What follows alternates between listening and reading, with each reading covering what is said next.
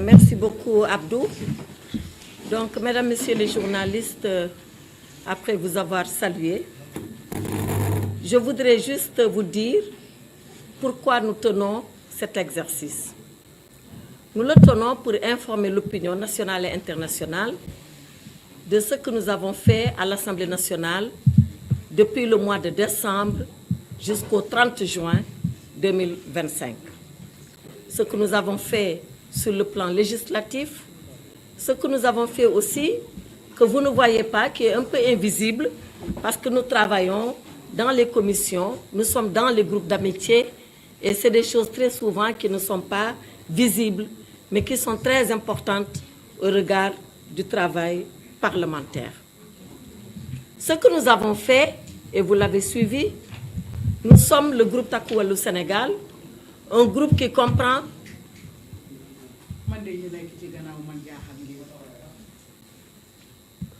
Merci Raki. Un groupe qui comprend 17 députés. 17 députés sur les 160 que nous sommes. Et nous avons essayé, malgré cette ambiance, malgré cette atmosphère qui est portée par une majorité dite écrasante, nous avons essayé de faire deux choses. La première d'abord, c'est d'exister en tant que groupe. La deuxième chose, c'est de marquer notre terrain en tant que groupe. Nous ne sommes pas n'importe qui. Nous sommes l'opposition parlementaire.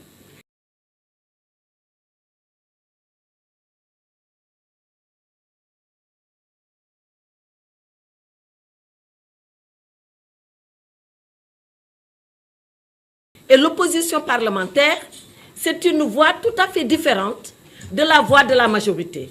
Quand ce que la majorité dit est bon pour le pays, on l'acceptera. Mais quand ce que la majorité dit est mauvais pour le pays, on le dénoncera. Mieux que de le dénoncer, on le combattra. Voilà la ligne de principe qui a été... Ces 17-là, comme on dit, Machallah.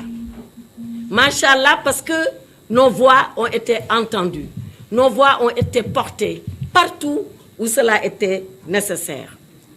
Le 30 juin, c'est-à-dire lundi dernier, j'ai pris la parole à l'Assemblée nationale. On était dans une séance solennelle où le président de l'Assemblée avait invité le président de l'Assemblée de Gambie, le président de l'Assemblée nationale de Mauritanie, le vice-président de l'Assemblée nationale du Maroc. Et je lui ai dit, si vous vous souvenez, beaucoup de choses ont été faites, mais beaucoup de choses restent à faire. Sur ce qui reste à faire, je voulais vous faire un point de ce qui reste à faire. Parce que ce qui reste à faire est très important.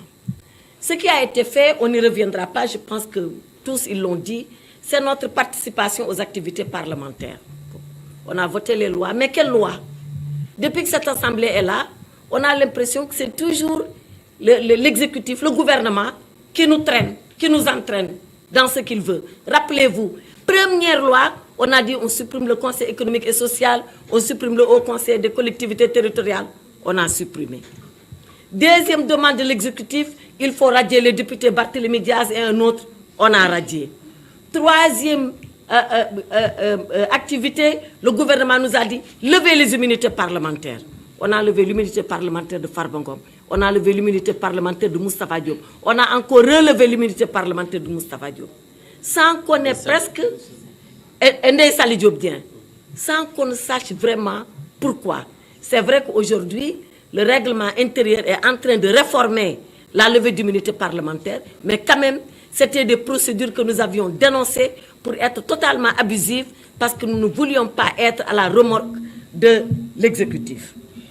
Ce qui également n'a pas été fait, et vous le savez, la Constitution dit que l'initiative des lois appartient à l'exécutif et aux députés. Ça veut dire que le gouvernement peut donner ce qu'on appelle des projets de loi, mais que les députés eux-mêmes peuvent proposer des propositions de loi. Quand notre collègue député Thierno Alassane Sall a fait une proposition de loi, ils se sont dépêchés de la bloquer. On dirait que c'est une assemblée qui ne veut pas que les députés fassent leur travail. Il n'y a que le gouvernement qui nous fait travailler, mais nous, on ne peut pas travailler de nous-mêmes. Je pense que ces pratiques-là nous devons les dénoncer. Mais ce que nous dénonçons surtout, c'est le comportement du président Malick Ndiaye. Abdou Mbow l'a dit, mais l'Assemblée nationale du Sénégal, elle est là depuis 1960, même avant elle. Oui. En 1958 déjà, il y avait une assemblée territoriale. Mais nous savons ce que c'est une assemblée nationale. Mais quand le président se permet, en violation de l'article 69 de notre règlement intérieur, de rentrer dans les débats, et l'article 69 du règlement intérieur est très clair. D'abord l'article 63. L'article 63 dit « Le président est là pour faire appliquer le règlement intérieur. » Et à 2 reprises, vous êtes témoin de comment nos séances ont été houleuses et très difficiles. La première fois, c'était lors du vote de la loi interprétative. On a eu beaucoup de mal à ce que le président fasse respecter le règlement intérieur. On a même eu des échanges qui n'étaient pas honorables pour les députés que nous sommes. Mais lui, il ne doit pas oublier que s'il est là, c'est grâce à nous. Il a été élu et c'est l'Assemblée qui lui a donné une seconde confiance pour être président. Et une fois qu'il est président, il est le président de tout le monde. Il n'est plus le président de PASTEF.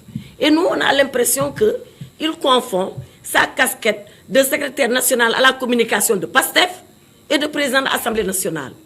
Mais pourquoi Malick Ndiaye, quand moi je lui dis, Monsieur le Président, respectez le règlement intérieur, il me dit pourtant de manquer à respecter. Il me répond du tac au tac. Mais il n'a pas le droit de faire ça. Quand le président veut répondre à un député, vous savez ce que la loi lui demande de faire? La loi lui demande de quitter son siège. Il quitte son siège. Il vient s'asseoir sur le banc des députés. Il attend que tout le monde ait fini de parler pour prendre la parole et parler. Il n'est plus le président à ce moment-là. Il est seulement le député. Mais lui, chaque fois qu'on lui a dit quelque chose, il a répondu. Bat à ton tout. Mais la loi ne lui permet pas ça. Nous le dénonçons. L'autre chose, c'est que chaque fois que nous avons voulu soulever des questions préalables, des questions préjudicielles, il nous l'a presque refusé. À quelques rares exceptions, il a accepté, et quand il a accepté, c'était à moitié.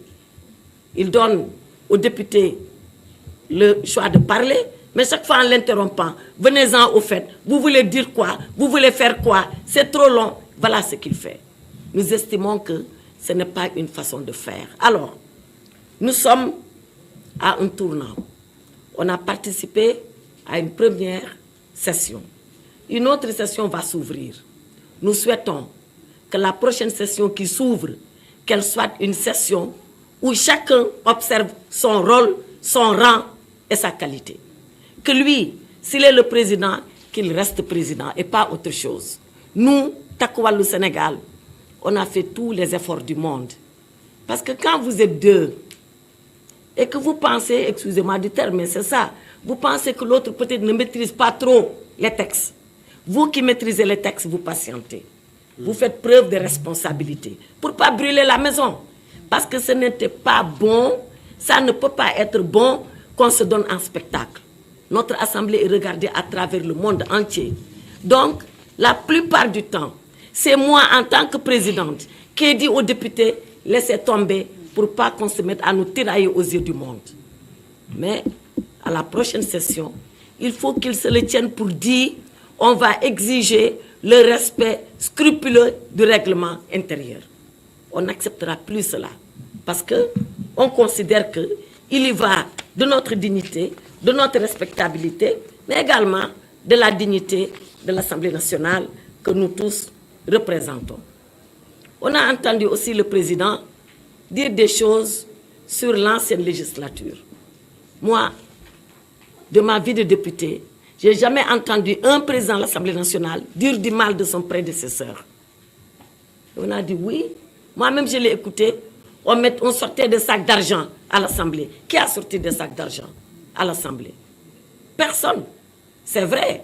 Comme Abdou Mbow l'a dit, moi-même je l'ai dit, il essaie de travailler sur certaines choses. On a salué. Chaque fois que c'était possible de saluer, on a salué. Mais ce n'est pas une raison pour faire croire que c'est lui qui est en train de tout faire, que c'est lui qui est en train de tout chambouler, que c'est lui qui est en train de donner de l'innovation à tous et partout. Abdou Mbow a dit ce qui était déjà en train de se faire depuis l'autre législature. Qu'il parte de là, qu'il améliore, qu'il fasse des avancées, on est d'accord. Mais qu'il veuille jeter le bébé avec l'eau du bain, on n'acceptera pas ça. Et le président Amadou Mame Diop, qui a été son prédécesseur, qu'est-ce qu'il n'a pas entendu lors de la 14e législature? Qu'est-ce qu'il n'a pas entendu? Mais grâce à son tempérament, à son calme, à son sens de responsabilité, jamais, jamais, jamais, il ne s'est départi de son calme et n'a fait appliquer que le règlement intérieur. Mais est-ce que le président Malick Ndiaye, il pense que son bilan va réussir parce qu'il aura noirci le bilan de la 14e législature? Il se trompe. Il peut tout à fait réussir son bilan en partant du bilan de la 14e. Et la 14e a fait beaucoup d'efforts. Et la 14e était dans des conditions. Je crois que si lui-même était dans ces mêmes conditions-là, il n'aurait pas fait le tiers de ce que le président Amadou Mame Diop a fait. Parce que lui, il est comme dans un fleuve tranquille, avec une majorité de 130 députés. La 14e, c'était beaucoup plus étriqué, beaucoup plus compliqué que ça. Et le président Mame Diop a réussi à tirer son épingle du jeu. Bref, pour finir, on leur demande de se calmer. L'Assemblée nationale, on le dit tout le temps, c'est le lieu des joutes et de l'adversité politique par excellence. Mais c'est également le lieu de l'élégance républicaine, le lieu du respect républicain, le lieu de la contradiction où chacun écoute l'autre, où chacun s'enrichit avec la contradiction de l'autre. Moi, voilà ce que je voulais dire pour ce qui concerne l'Assemblée. Maintenant, pour ce qui concerne l'actualité, je pense qu'Abdou Mbow l'a dit. Aujourd'hui, il y a un malaise général qui gagne le pays. Ce malaise général, il nous a gagné avec les déclarations du Premier ministre Ousmane Sonko. Surtout celles qui ont été portées sur la justice. Moi, je suis un acteur de la justice. Je ne l'oublie pas. Jamais, jamais, jamais de ma mémoire d'avocat, je n'ai vu un gouvernant tenir des propos comme ça contre la justice. On lui demande de s'arrêter pendant qu'il est encore temps. Le jour où il va détricoter le fil de la justice, qui est ce fil très solide, mais en même temps très tenu, parce que tout tient à la confiance que nous portons à la justice. Si nous rompons le fil de la confiance, ça n'est terminé de notre République. Je voudrais attirer son attention là-dessus et demander vraiment que le Sénégal puisse rester le Sénégal. C'est-à-dire que les gouvernants gouvernent, c'est-à-dire que l'Assemblée nationale fasse son travail de façon libre, de façon autonome, de façon souveraine, c'est-à-dire qu'on laisse la justice de façon indépendante, elle aussi jouer sa partition, faire son travail. C'est ça, la République du Sénégal. Elle a toujours marché comme ça. Il n'y a pas de raison qu'elle ne continue pas de marcher comme cela. Je vous remercie. Nous restons à votre disposition s'il y a des questions.